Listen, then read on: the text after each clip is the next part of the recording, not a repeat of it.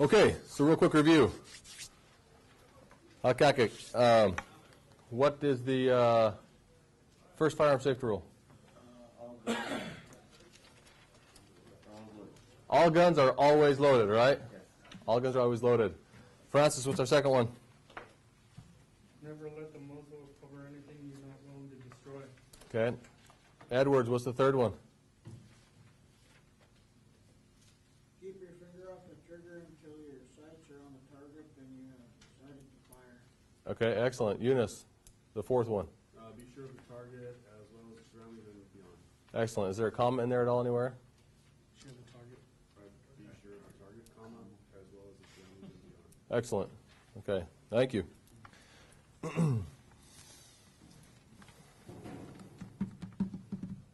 All right, Dembowski. Give me one place where a firearm should be. Stored. Stored, secured. Okay, excellent. David. Guard. All right. Castle.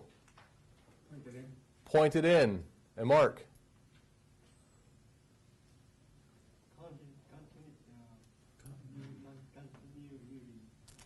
Yeah, continuity of fire.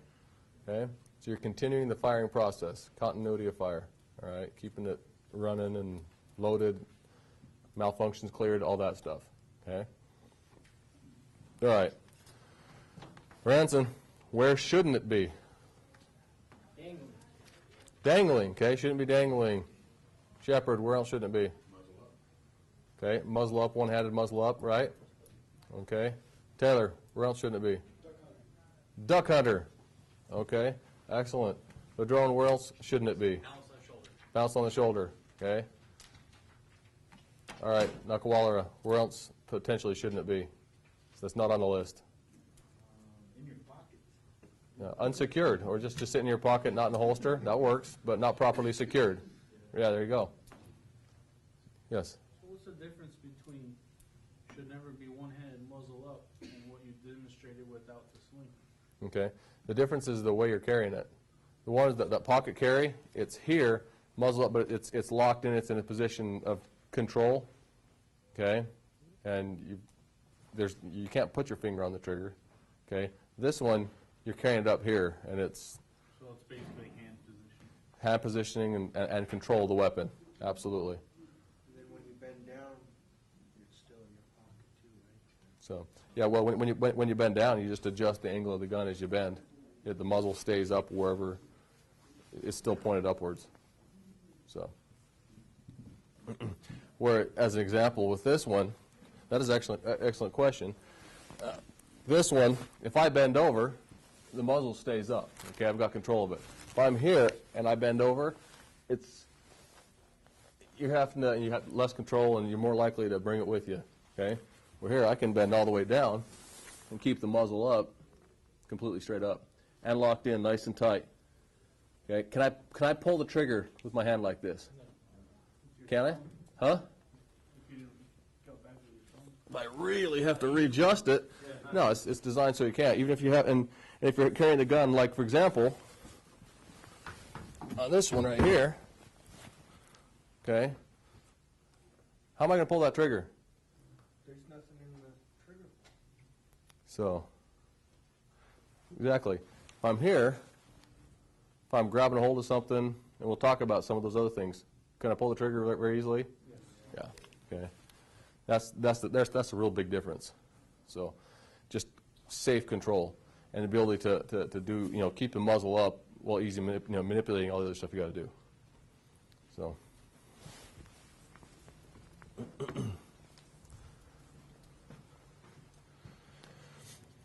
Okay, let's. So we've covered the 4 firearm safety rules, where shotgun or where a firearm should be, and also where they shouldn't be. Right.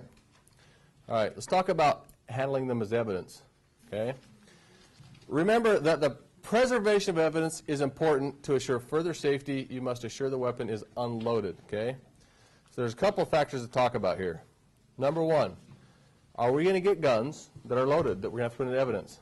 Yes. Yes. How do we put them into evidence? We have to unload them. Okay? That's the only way to ensure safety. is if they are unloaded. What's that? Then we gotta strap the gun down to the box. Absolutely. Did they cover that in last week? Yes. Yeah, excellent. And so that's exactly right. You strap it down to the box, but before anything, you've got to unload it. As soon as you get your hand on a gun, the first thing you should do is Check it. yeah, check and make sure it's unloaded. Okay, clear it. We're putting it in evidence. It needs to be unloaded. You see this firearm right here? What do you see attached to the trigger guard? An evidence tag, right? What is still in the chamber? Bullets. I have a question. Yes. What if there was no bullets in the casings with a revolver, all of them are spent? Still remove them. Okay, so you Absolutely. still package them individually? Yep, remove all of them. Yes. Could you drop the cylinder and like run a zip tie through there, and that way you can't, you're for sure you can't put that cylinder back up in there? That's an awesome question. And the answer to that is yes. So once you've removed all the ammunition from, like with this revolver, you want to remove all the ammunition from out of the revolver, from out of the cylinder itself, okay?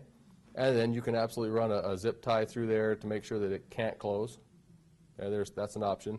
Same thing with automatic pistols. I've actually got a picture later in the PowerPoints with that exact example. So yeah, very good question. Okay. Another thing that's very, very, very important to remember with this is evidence, so it's got evidentiary value. How should we be handling it? With gloves. Okay. Always, always glove up. Okay. Should we be handling it with a pencil? Do we ever see that in the movies? Yes. How do they do that? Stick it in the barrel? Yeah, they got the, you know, so you got your gun here, and they're like, look, there's our weapon, there's our crime scene weapon. It's all right, I got this. I don't need gloves. I'm an investigator. I'm smart. And so let me pick this up real quick. And all right, here we go. This is the way to handle it. No, we don't ever do this, right? Okay. Anybody see the problem with this? No control. No, there's no control whatsoever. Put gloves on. All right? Do we know what kind of condition this weapon's in? Yes, sir. We have no idea. Have you ever, in your lifetime, seen a really disgustingly rusty, dirty, unkept gun? Yes. Okay? Do people modify their guns? Do people purposely create hair triggers in their guns? Yes. Make it so they takes almost no pressure at all for that gun to go off. Okay? Yes, they do. You don't know what condition this gun's in. Even though I have shot a number of Glocks, okay, they're not all the same. And you can do things to modify them. And I don't know the condition that the person's kept their gun in. This is, this would be a very unsafe way of doing it. Okay? You're going to put gloves on, and you're going to make sure that your weapon is properly handled, okay? So then, would you want to print it first What's that? before shipping it down? Because if you're going to be opening the slide, doing all this other stuff, there's a possibility you're going to remove evidence, trace evidence, or fingerprints or whatever. Possibly, depending, but if you put gloves on and still handle it carefully, you can still clear it and stuff like that without removing most of that trace evidence, most of the fingerprints. Okay? But if you have the opportunity to fingerprint it, to swab it, do whatever that you can that way, sure. However, before you want to do any of that stuff, you still realistically want to make sure that the weapon is cleared and secured and not going to go off. Like I said, you don't know the condition that gun's in. All right? So that takes precedence over anything else. So get gloves on and make sure your weapon is cleared properly, right? Okay. You want to take a look at the weapon. You want to ensure what kind of shape it's in, okay? Looking at this one, it's kind of difficult from there, but you can look at your slide. What condition is this thing in? What kind of shape is it in? Like, yeah, it's rusted, it's banged up. Just by looking at it, I didn't take this picture, but just just looking at it, looking at the way the chamber is, looking at the kind of stock and stuff on there, I'm guessing it's a Model 54 Winchester, fairly rare kind of gun. However, the treatment on this has not been done very good. It's and you see the bolts halfway back. What do we see inside the chamber? A round, yeah. There's a shell casing in there. Do we know what condition that casing's in? Absolutely not. Okay, we don't know how easily this gun may or may not go off, stuff like that. We need to make sure that we treat it very carefully, mindful of all the safety rules while clearing these weapons. Okay, muzzle control, treating all guns as loaded. Okay, mindful of your muzzle, finger off the trigger, everything else. Okay, they can be when they're rusted. They're dangerous. Just guns in general. Just make sure that you treat them carefully, whether they look like crap or whether they look brand new. You don't know what the person's done with that gun. You don't know the actual condition it's in. Okay.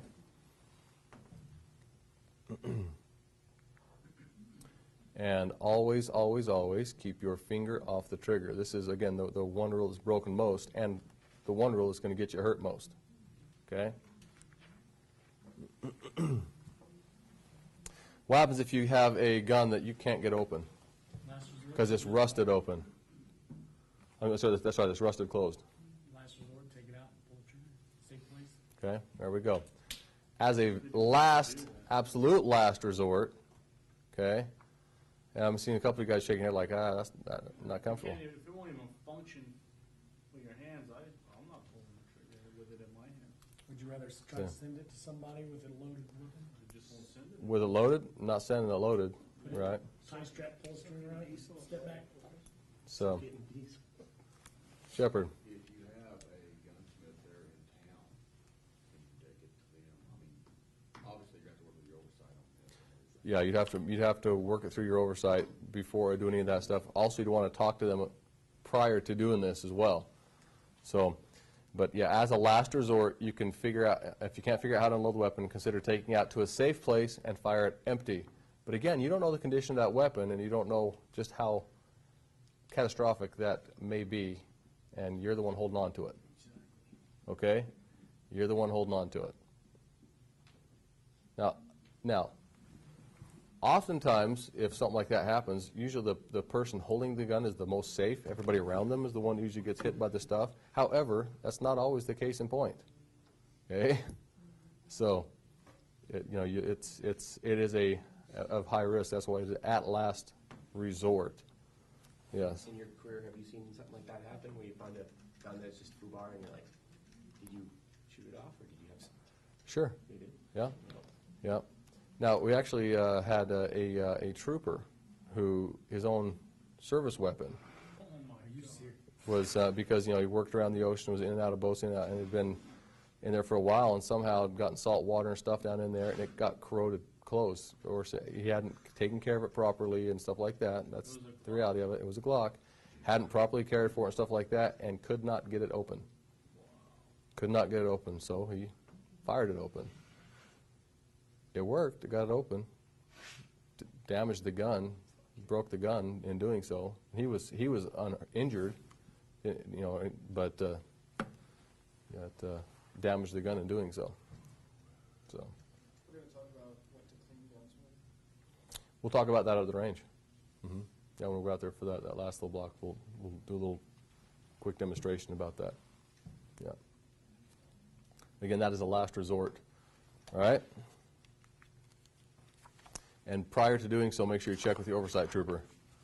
Okay? Because you want to, potentially you could be ruining evidence too in doing so. All right?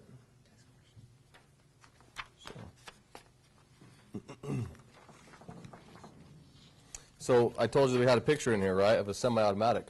Okay, so how we want to handle this is there are certain checks that need to be done. First and foremost, it's not the first thing that pops up on this slide, but remove the ammunition source from the weapon system. Okay, take the magazine out of it. Okay, lock the chamber open. And keep the chamber locked open on a semi-automatic. The slide comes back and it locks open. Keep it that way. Okay? Make sure that there's nothing in the chamber. Visually and physically inspect to ensure there's nothing in the chamber. Okay? From the sides, if you just look at it, looking into the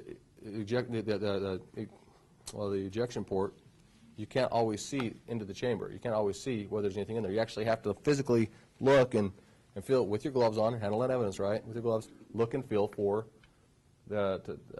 any kind of a round, make sure that the chamber is completely empty. Okay? And then, ensure that the magazine is out of the weapon, okay, ensuring it's completely unloaded. And then either this is your cable tie, see if you can run something into the chamber so that if in transport that slide stop gets bumped or something like that and it runs forward, it's not going to actually be able to chamber anything. All right? That's a little different. Well, I mean, the wheel gun, the cylinder gun, yeah, that's what I was thinking. But on the semi-automatic, I was actually thinking about running the cable tie up through the magazine well and out. Yeah, and you can do that. That's how I typically do it.